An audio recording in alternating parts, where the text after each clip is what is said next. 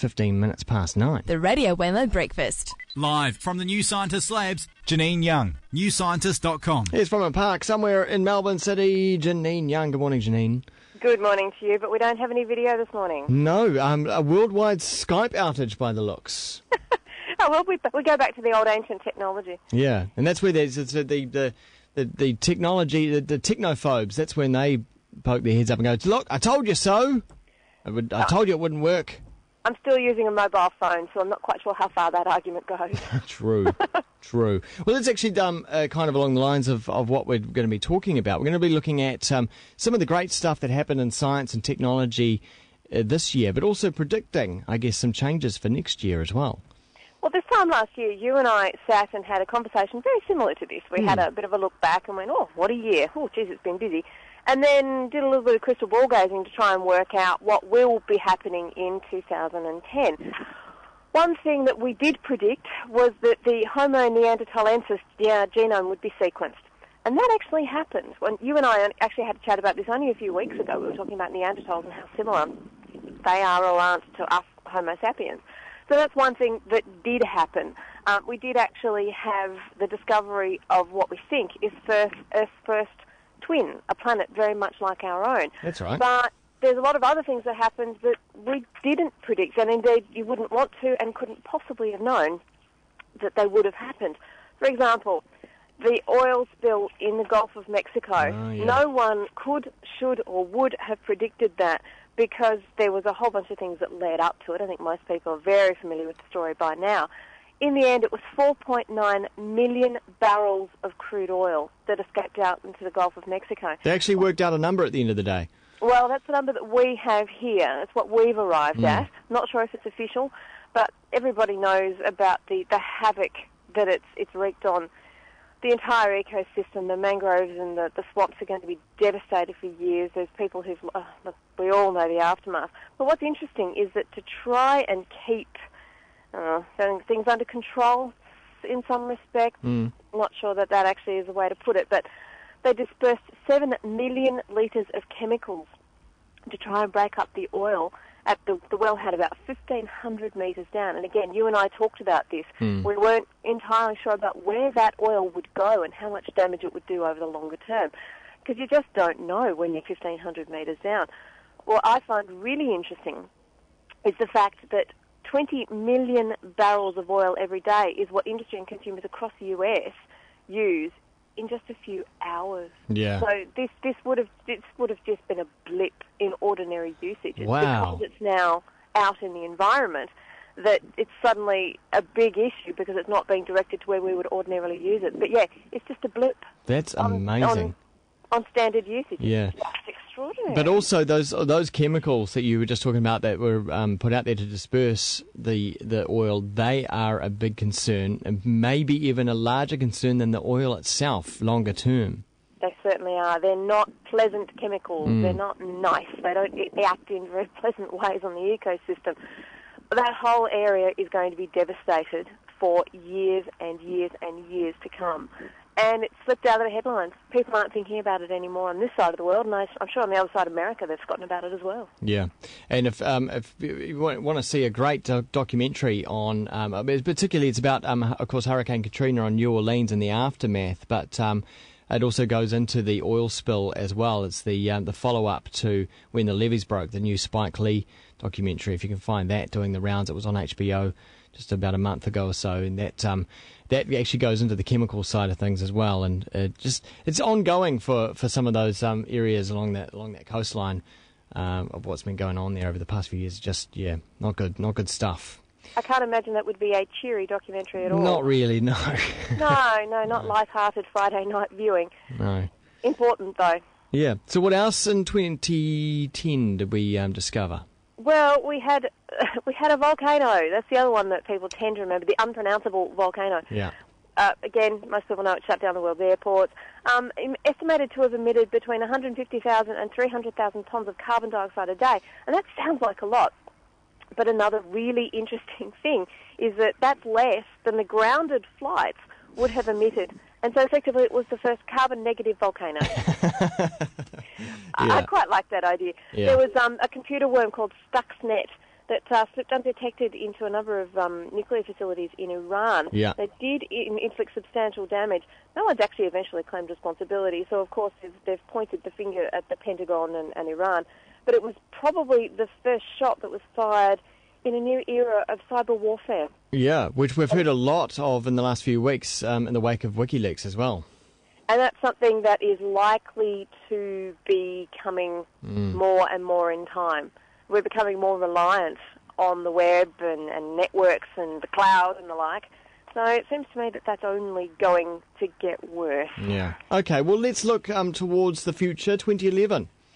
Yes, but they think it could in fact be the year of the electric car. Yes, we've had them before, we know, we've got hybrids, that kind of thing. But they're talking about cars that are actually much more based on real electricity, you know, the kind that you plug into the wall, that sort of thing. You actually have a number of cars that are coming out that have been produced by the likes of Mitsubishi and Ford and Nissan and Renault. Now, the Chevy Volt is probably the first one that's going to be out. It's got a 16 kilowatt-hour battery. It has an electric motor. Now, what no one's talking about is the fact that it does have a 1.4-litre gasoline engine that kicks in when the battery runs down. Probably makes it more of a hybrid when you think about it. But they're saying, no, this is an electric car. They're thinking that the only problem is that there's a premium being placed on this, and it's already $40,000 American dollars. So it's not exactly going to be the cheap mass thing that you need to get these cars getting greater uptake. Competition is likely to help that in time. This could be a bigger year for things like stem cells. There are two trials that one has already slightly gotten underway but still haven't gotten any results, of injecting human embryonic stem cell-derived therapies. Within weeks of this, surgeons are going to be injecting retinal cells, so cells out of your eye, into an eye of an individual that has a particular type of macular dystrophy. So it's actually breaking down, and they're effectively blind. So they're hoping that any improvement should be obvious and could take as little as 6 weeks. And if this works and it's safe, then that in itself is actually some kind of vindication for human embryonic stem cell-derived therapies, because for a long time they've been incredibly controversial. Because the embryo needs to be destroyed once the stem cells are taken away. They're hoping that you should be able to repair damaged nerves and prompt the growth of new ones in people who have a particular type of paralysis. And again, even if it's shown only to be safe, that's still a big step forward. So, even if you can get stem cells doing something there, that's got to be a good thing. They're thinking that we might be able to confirm the existence of that exoplanet, the twin for Earth that we mentioned before. That'd be kind of nice. It'd be good. As far away as it is, yes. Yeah, exactly.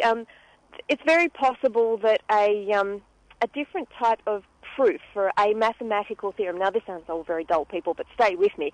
This one is important in the longer term because it actually has implications whether or not we can actually have things like algorithms on the internet being secure. There's a particular type of problem called the P versus NP problem.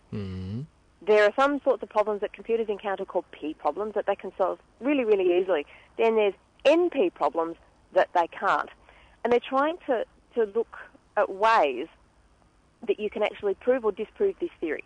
They think that this is how the computer systems, interactions, algorithms work. Now, I'm no mathematician and I don't do computer theory and all that kind of thing, but apparently this is a really big deal, because if you have P equaling NP, so you have equal ease with both, computers may eventually be able to solve the sorts of problems from protein folding to dealing with incredibly large numbers.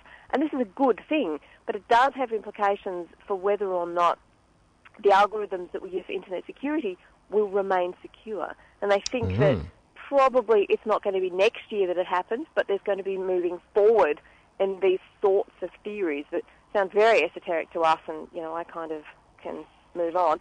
But to other people it really matters, and it really does have real-world implications if and when they finally prove these things. Yeah, well, that would have implications for network security from the home right through to the upper levels of government. Yeah, well, how reliant are we on computers? I mean, you and I couldn't do what we normally do simply because one application is down. Yeah.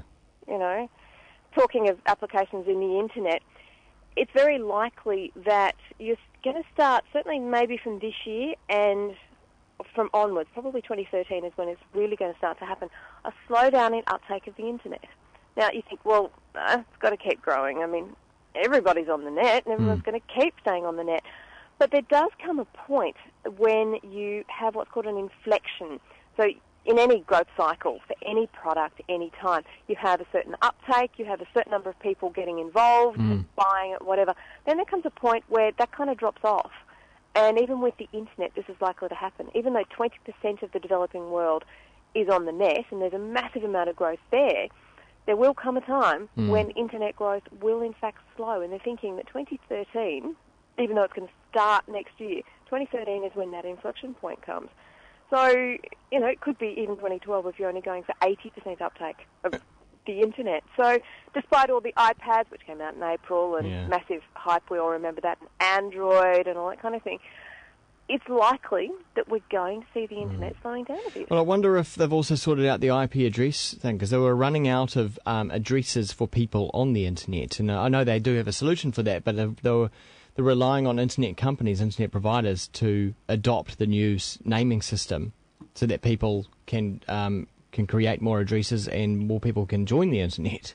You know, I've not heard anything more about that. That one seems to have gone fairly quiet, actually. Yeah. Even just bandwidth, that's going to be a big issue into the future as well. I think, you know, again, I believe we talked about that a few weeks, a couple of months ago now, but basically saying that if you don't do something to increase bandwidth, then basically the internet, our phones, everything like it's going to come to a halt simply because there's just not enough room for all the video we're downloading and calls we're making and text we're sending. Well, if one thing is certain next year, Janine, stuff will happen. It certainly will, and I'll be here to talk about it. Yeah, we really appreciate all the science and technology knowledge you've given us in 2010. We hope to continue well into 2011. You're quite welcome. Have a lovely Christmas to you all. You too. Thanks, Janine. See ya. Bye. Janine Young there, and of course that story with all those predictions and the review of 2010 you can find in New Scientist magazine coming out next week, and newscientist.com.